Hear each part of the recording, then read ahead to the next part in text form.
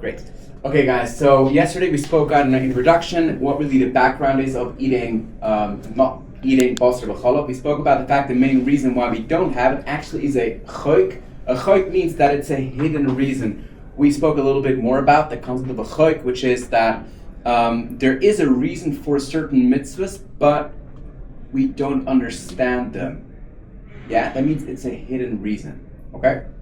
We spoke out, the Rambam says in many places that a person should make an effort to try and understand the meaning behind mitzvahs, essentially because it helps us connect much better to a mitzvah when we understand the reason behind the mitzvah. Yet, certain mitzvahs we can't understand, and they go beyond our capacity of understanding. And therefore, we have to just do them as a choik. Now that shows a little bit more about what Judaism is about. It is not just about understanding it. We don't just keep Judaism because when it's comfortable, when it all makes sense. Certain pieces sometimes don't always make sense to us, and that's part of what a Torah is about. We even mentioned that if we keep the Torah because every part of it makes sense, and we only keep the parts that make sense, so we don't really need a Torah. We can just make our own value system according to what we believe is right, and we can just do it that way. So that's really a bit more what a choik is about. We did mention that there are other reasons also why we don't eat meat and dairy together, and one of them is because meat and dairy essentially represents cruelty, because it says in the Torah that a person should not cook a kid in its mother's milk, and that is a cruel thing to do. Cooking a kid in its mother's milk is typically a cruel thing to do, and that's why we don't eat something that actually represents cruelty. And we said this really is the deeper meaning behind eating kosher in general, that a lot of the non-kosher foods actually have seemingly a bad effect on us in the same way that food affects us. Just one second. Food affects us in a physical way. When we eat a lot of fatty foods, it will make us fat. The same thing is also true that in a spiritual level, food can have an effect on us. We spoke out that food that is not kosher can actually distance us from God, and food that actually is kosher can actually be a step towards being able to connect to spirituality. Yes? It says cook it in its mother's milk, not in a mother's milk. So why can't I cook a beef in a goat's milk? Great question. So the understanding of it is, no, so that's the example that the Torah spoke about. Okay? But we derive from different places that this is a general understanding, that it's not just limited to cooking its kid in its mother's milk. It's further expanded to any meat being cooked in milk. But the original case that it's spoken about is indeed meat in its own mother's milk. Yeah. I have a non-religious friend, Jewish man, who asked me all the time, okay, we said there's talks about I would say real meat like beef and stuff, but why we also don't combine chicken with milk? Chicken with milk is a rabbinical extension.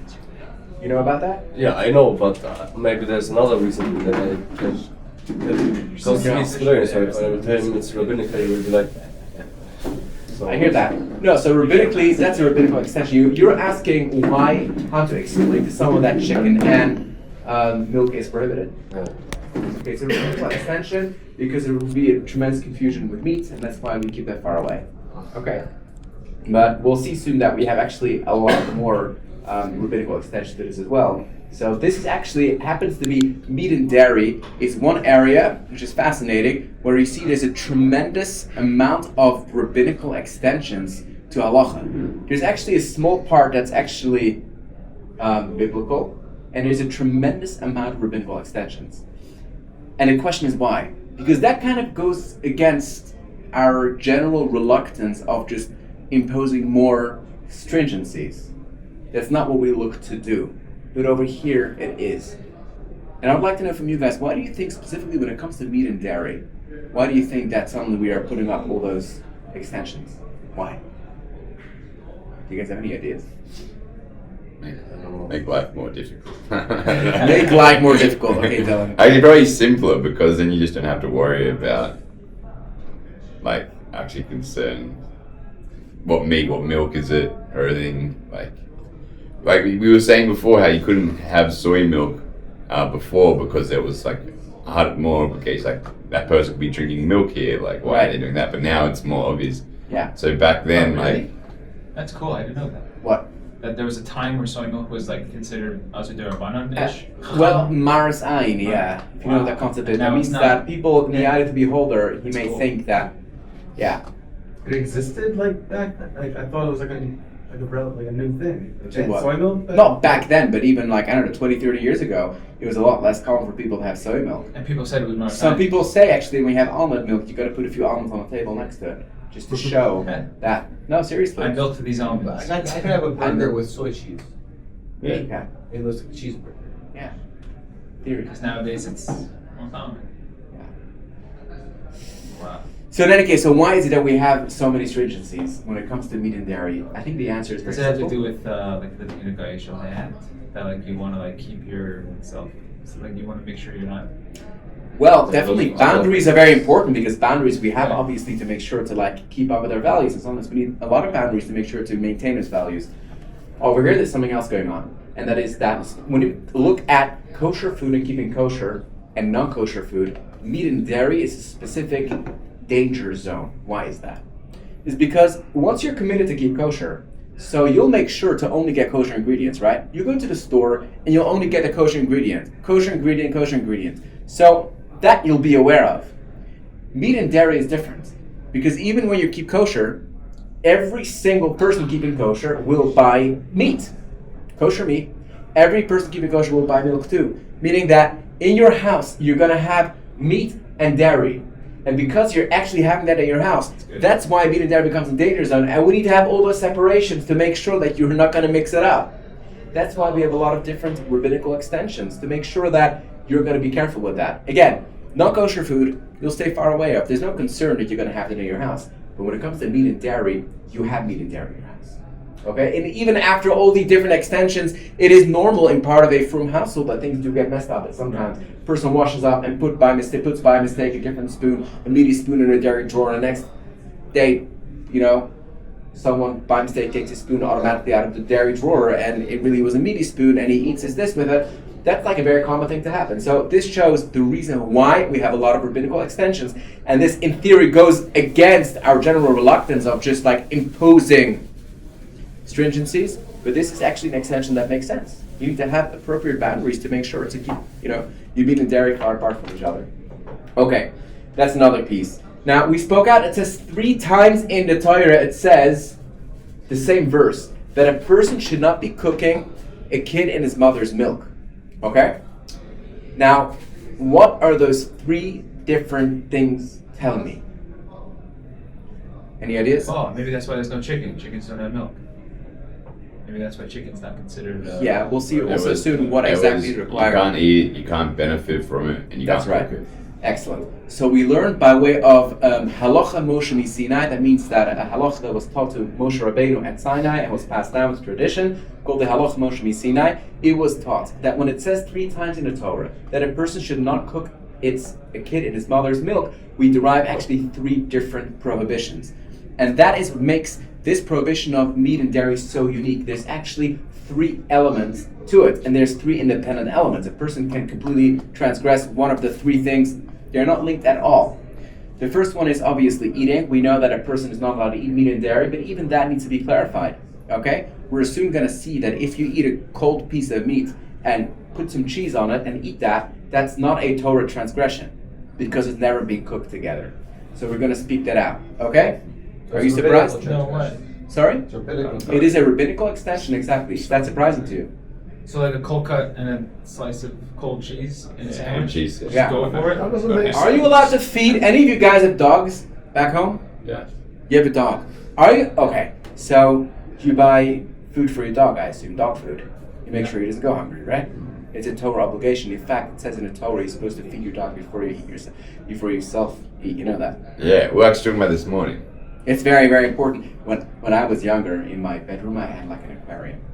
And my father would always tell me, make sure to give your little fishies first some food before you go ahead and dinner yourself. You gotta eat. You gotta make sure to feed your pets beforehand. In any case, so if you have a dog, can you feed your dog some meat with some cheese on it? No, because it's one of the 3 things. Yes, but not You're exactly. benefiting from it. If Yeah. your dog eats it, you're benefiting. Yeah. Okay.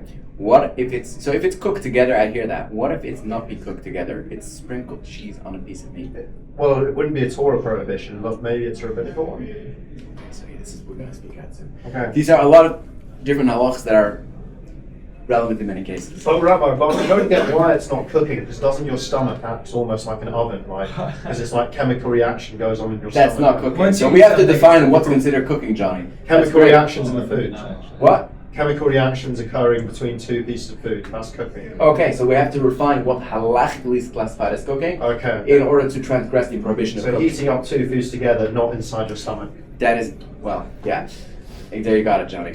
In any case, so there's three different prohibitions. There's cooking, okay? That's eating. That's number one. There's cooking, and then there's deriving benefit. Okay, cooking. What was if you spoke about- drink boiling water and then put the food in your mouth? So it's Whoa, Johnny, this sounds cool. What were you doing? You were drinking boiling Drink water. boiling water and then your mouth is like a Don't. pot, and then you've got like two bits of like meat and cheese. You may end up in hospital if you drink boiling hot water. No, but But you're not even say you're not meant to put meat and cheese in your mouth at the same time without the hot water. No, that's rabbinical. I'm saying, would it be a Torah prohibition if you put hot water in your mouth and then Yeah. ate meat? That would be a Torah because then Yeah. you're cooking it. Yeah. Even though you've eaten it already. If it's in your mouth. No, when you swallow it, only when you swallow it counts as eating. Oh, so what if you swallow hot water No. and It's then... really not happening, okay? Is that you've been learning Gemara this morning because it's Yes. like what happens if you boil it? Okay, so the Gemara has a question with two sides. What happens if you swallow it and then you have it? Yeah, If we're yeah. saying that's not so, what eating salome that didn't? So what happens then if you have it at the same time? In any case, okay, so let's move on. Sorry, it's a bit theoretical. It's great questions. I love them. In any case, so let's speak about all those three different prohibitions. Let's first highlight cooking. What is halachically classified as cooking? Now we spoke out cooking is a prohibition, even if you're not planning on eating it. If you're a chef in a restaurant and you're cooking meat and dairy together, even if you're not planning on That's eating it, doraisa. that is doraisa. Wow. Yes. Okay. So if you're planning on being a chef in a non-kosher restaurant, try to get a different job. Okay.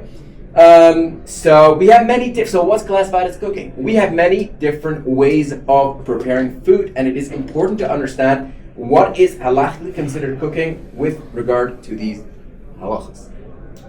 Okay, we know one thing, that boiling, roasting, frying, and barbecuing is called cooking. So you probably think that we covered most types of cooking. Well, hold on a second. So if you're a Jew that works at a... Air fryer. You know Chipotle? You what? Let's talk Chipotle in America. No, Okay. not American. Okay, let's say you go to like America and your Jew works at this restaurant and he's Yeah. making a burrito. And he puts meat and then he puts cheese and it melts, right? Yes. That's Torah prohibition. Yes. He's not making it for himself. He's No, making it no, no. for- Yes, That's exactly what we're totally. saying. You got it. Excellent, Zadig. That's what we're saying. If you have this holy Jew, who is so holy that he's committed to eat kosher, he doesn't eat it himself, but this is his job. So he sits in a restaurant and is making this dish. What do you call that dish again? Burrito.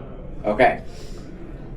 You know what burrito is? I have no idea. No way. No way. No way. What is that? It's like Mexican. No way. It's like it's always like a shawarma, but Mexican Mexican version. shawarma, but Mexican with shawarma. like Sounds Beans, great. rice, meat, guacamole. Yes. Yeah, Okay, for everyone. guacamole. Come on. Sounds awesome. Sounds like something I want to eat. Great. Without the cheese bit. Yeshiva And has then it sometimes. Yeshiva. For supper, the yeshiva has it sometimes. Okay. Baruch Hashem gets supper. It's okay. In any case, so if the guy makes that, even if he's not planning on eating it, he is committing a Torah transgression. There you go. And that is a prohibition of eating. Now, a lot of people are not aware of that. So that's important to understand. That's a Torah prohibition. Any of those forms are considered proper cooking. Now, electric heat, by the way, is also considered cooking. What about Okay. microwave? A microwave is actually discussion if that's considered cooking. Of course it's cooking. It's one with the food. The food gets cooked, but it's It's a not random heat. way of cooking. Yeah, it's it's not not real heat. heat. It's fake heat, whatever they call it. I don't know exactly how it They're works. exciting the The atoms. molecules Of the of food water. are moving very fast. Oh, the then. water. The water, yeah, just the water is getting heated. Yeah.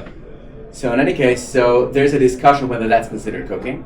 Okay, we are stringent according to those opinions that maintain that it's considered cooking. But I can tell you already that microwaving is the only version of cooking, which definitely many rabbis maintain it's not classified as cooking by Torah law, but we assume, we go with the opinions that it is.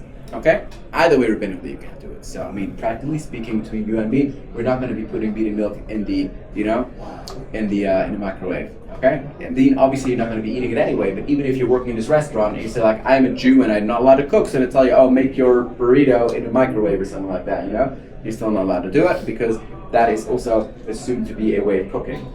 Now, from what temperature is actually classified cooking? That's also an important question, right? Because you started speaking about temperatures before.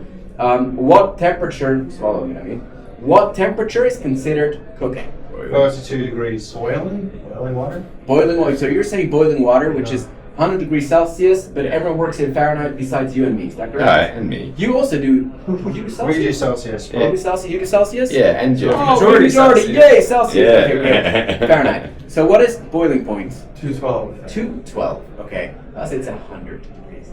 Okay, so 100 degrees is boiling, 212 is boiling. Is that what's considered cooking? Celsius. 100 degrees Celsius. 100 degrees Celsius is boiling point, right? Yeah.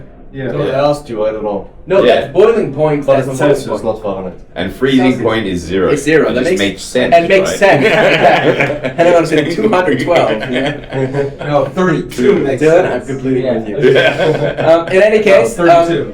32. Okay. So much better. It's a better number. Last time I was in No, America, it's I was strange. like a few months ago, I thought the thermostat, and I had no idea what those numbers mean. So like 70, I was like, I have no clue what this is. But it sounded like something that made sense. In any case, so there you go, 32 or 212. So what is considered cooking halachically? Is it 100 Celsius, No, 212? way lower. No, way lower. What is considered halachically cooking is in Celsius 43 degrees Celsius or 110 Fahrenheit. Okay? Now that's significantly lower. That is considered cooking, not just regarding kashrut over here, but also regarding Shabbos. Shabbos Kodesh also. There you go, Shabbos, if you cook, cook on Shabbos from 43 degrees Celsius, it's considered cooking. What is that temperature about? The Gemara says, calls it yat soledesbo. If you put your hand in it, you'll take your hand out. Yeah. You typically see maybe some showers, just for your clarity, they have a thermostat with degrees on them. Okay? So very often they go they range from 38 to 42, because that's that is the range of temperatures that a person will probably use when they have a shower and they take a shower. More than that, it's just too hot. There you go, 43 degrees Celsius. That is the temperature from as soon as you put your hand inside, you take it out. Halachically, that's considered cooking. So even though your food may not be cooked properly at that temperature, if you have a pot of milk and you put a piece of meat in there and you have a thermometer you keep in there and you make sure it doesn't exceed 40 degrees Celsius, okay? So you have not been cooking. You still have to throw it out though, right? You have to take throw it out. the meat out and then You can't do anything with it. You messed up your meat. Yeah. But I'm saying you haven't done a total transgression of cooking at all. No Right. transgression at all of cooking. Does that mean I can set my oven Shabbos mode to 110 or 109 and then warm up my food in there on Shabbos? If you, yeah, because it's warming. It's warming. It's like a heat plate, right? It's that's a really It's different not a style of heat plate. hot plate. If something is on before you can do it. So ovens are more complicated because of thermostats opening ovens and doing Shabbos things. mode, Shabbos mode. General Electric, thank you. They have Shabbos mode? They have Shabbos mode. Okay, you can build it later. Keeps it on the same temperature at all That's times. fascinating. Okay, they have all the calendars also worked out for the next 100 years. So to sense it all down, be in Shabbos mode. The fridges have that, you know that. Yeah? Nowadays fridges, yeah, they work it out. All the Shabbos dates and times worked out for the next Oh. 900 years. Oh yeah, they have that you Our plug fridge in. is so smart now. It's great. Wait, they also take into consideration daylight savings? Everything is worked out. Well, now they probably have just It's like a Wi-Fi plug-in on connections. top. They work it out. Yeah. Probably it's not a big deal. But yeah, they have Shabbos mode fridges. Yeah, it's also easy for the lights. I have my light always off, by the way, in my fridge because otherwise I just forget to turn it off before Shabbos. But I'm saying you have those sophisticated fridges. In any case, so let's just clarify at least what cooking is. That is considered cooking from 43 degrees Celsius. Okay. So therefore, if you put anything in there over 43 degrees Celsius, even if it has not been cooked yet, that is classified as a Torah prohibition. Okay? Is that clear, guys? What if you put a cheese on the meat burger and it melts? Excellent question. Okay? If you put a hot piece of cheese No, cold. and a not hot hot. piece, I'm talking even more, a hot piece of cheese on a plate, okay? And a hot piece of meat right next to it, okay? That's not considered cooking. It's only considered cooking once it's together being cooked. If it's been separately being cooked and then you put it together, it's not considered cooking. Okay? That's a fascinating point. It's not classified as cooking.